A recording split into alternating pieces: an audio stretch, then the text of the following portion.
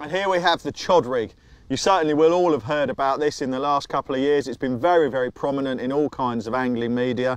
Very successful rig, probably a little bit overused now. It's become very fashionable. You still see a lot of people fishing it slightly wrong, so I'm going to show you how I like to tie it up and also talk a little bit about how and when to use this rig. It's been around for a very long time now. As I said, it's been very, very popular of late.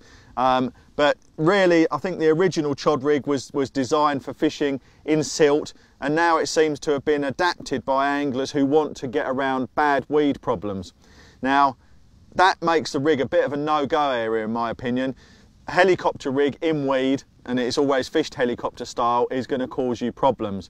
And if you've got loads of weed growing high off the bottom, 3, 4, 5, 6 feet off the bottom, a chod rig is not going to help you get magic presentation all of a sudden. It's not the secret to fishing in thick weed.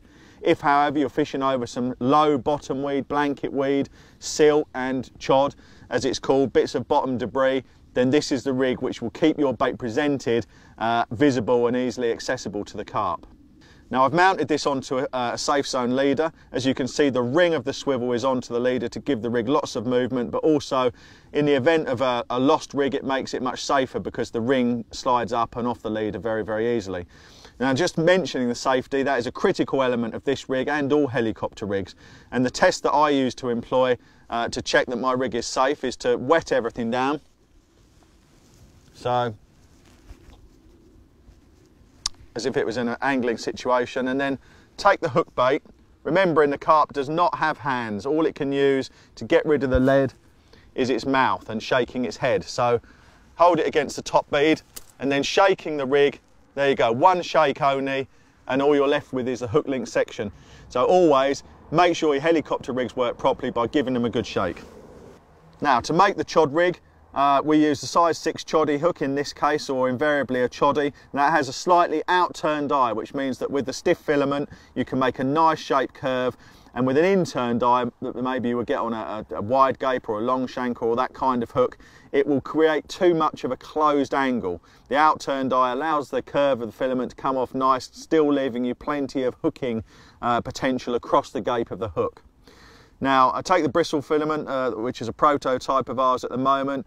That stiff material is threaded through the back of the hook using the natural curve and then whipped on knotless knot style. And a small D is formed, same as the hinge stiff rig.